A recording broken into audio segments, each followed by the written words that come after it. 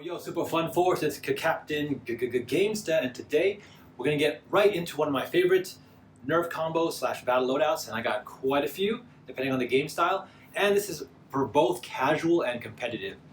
And it's with the STRYFE. Now, if you haven't already, check out my video, which goes over the basic overview and review, but to just say what I said there quickly, it's that I highly recommend this as the #1 blaster from Nerf, if you can only have one, specifically because it is battery operated, flywheel powered through motors, and semi-automatic. So let's get right into my combo.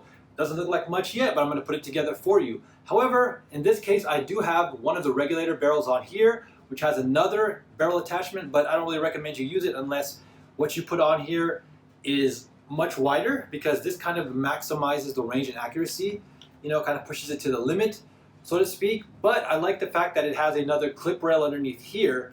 And what you can see is I actually zip tied it right here, which is really cool that they put this gap here. And also on this STRYFE you have these two, because now it keeps it really secure without twisting. And let me tell you why. I use the Nerf Doomlands pistol right here. This has two purposes. It can obviously be a foregrip, but at the same time it actually is going to be a silent spring shooter. Now, the reason why I say that is because the way I try to set up all my flywheel blasters, depending on the style and the purpose of the class, is that when you are going to take this in a battle, you have to give it a second to rev up when you push the trigger. So in certain situations, you might want to be a little bit more stealthy, and you might want to be moving around without creating that extra noise coming from the motors. So in that situation, you want to have your finger on the trigger and have a spring-powered dart ready to go. So you can just turn a corner, pow, and just as you fire this shot, you can also then simultaneously press the rev trigger. So once this shot fires, then you can start using the motors, but before they can actually have a chance to react, hopefully, because otherwise you turn a corner, rev, and you're like, whoa, and then start blasting, and they might already, start blasting you back or moving, whatever. Whereas with this, you can turn the corner, blast with this trigger now being pressed, and then you can follow up. So really, really cool. And to follow with that same strategy, I use the Defense Upgrade Kit, which comes with a shield and a Modulus 2-pack. But for this, I only use the stock because, #1, it is such a sturdy stock, and for me, it is the right length, 100%. And again, this is a transformed battle rifle now. So even though the STRYFE is great as being compact, which it totally can be in your loadout, that's fine. I like the fact that, again, I have the option for a stock attachment, a barrel attachment.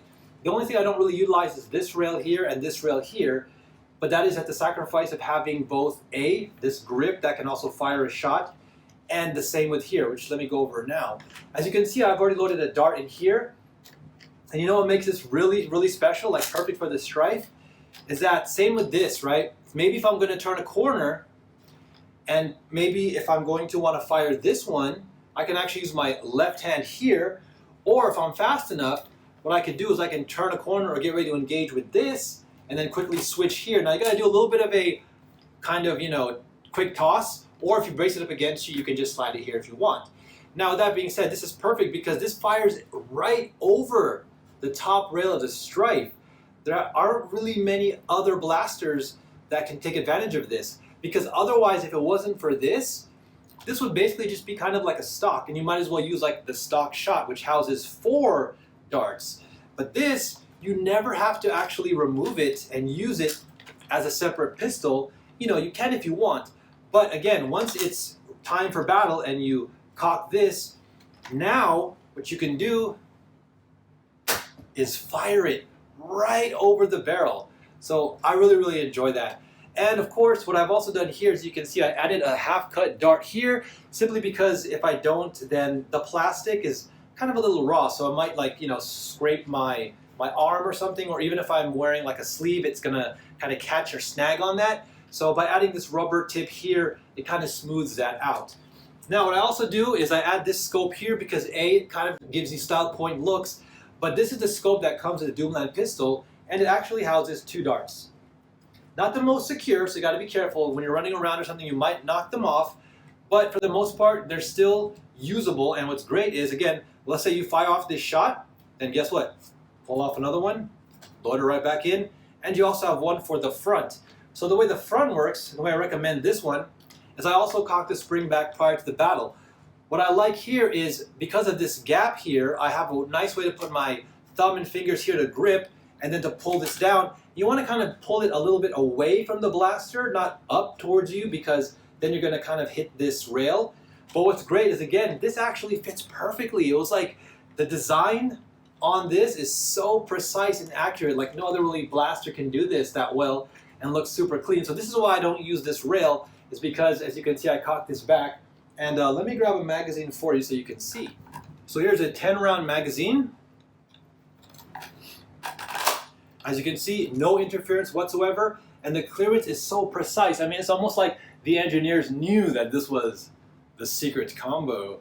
Because again, once you have this attached here, it fits clips perfect. You cock this back and it goes right under that screw notch. I mean, this section here is probably just so they can mount the screw. Otherwise, this bottom portion, this magazine holder, could have just been, you know, straight. But yeah, there you go. And again, as you can see, look, no problems whatsoever. And again, you're ready to go. Fire. And this is really, really, really strong for sure. And again, same thing with the magazine. I recommend you kind of cock it down back away from you just a little bit, and then it's good to go. So simple and easy. This one you can do a lot more faster without too much worry about how you hold the blaster, because it's relatively light, but still shoots very strong and far. This one, though, it takes a little bit more strength to cock it back, but fires really hard and fast. So there you guys go. Tell me what you think. This is such a fun blaster to play. And this class I recommend is kind of the middle all around, where you want to do a little bit of everything in the battle, because believe it or not, this is extremely light. Extremely, extremely light. It's also very narrow, as you can see. And having this extra length does give you a little bit more range. I mean, it's just common sense, right? Obviously, if it's protruding out a little bit farther from you, your blaster, it's going to shoot farther, versus if you shot it from all the way back here. Now you have this extra distance to cover versus when it's out here. So, you know, take that for what it is, but it, you know, it definitely does play a little bit of a role. And again, I've tested this barrel out here, and it does add a little bit better accuracy. Again, maybe at the slight reduction of velocity, but again, works really well. I just wouldn't add an attachment here again, unless Nerf, if you're listening, you know, or I guess 3D printers in the indie community, you know, they start printing barrels that are just wide for looks. That could, I guess, finish off these looks, because for me, even with like the proximity barrel or anything else on here, they're still rather long. So you're just going to hurt your FPS at that point and maybe reduce accuracy, because the dart might again hit the inside of the barrel. So this is fine. You know, usually you can't go wrong with one attachment, and make sure you test them on all your blasters. So there you go. This one is quick to move around, very lightweight, easy to blast, easy to use. And again, you have two options here of spring-powered shots that you can use when you want to be silent and you want to get the drop or the quick shot on the other team without having to rev up your motor.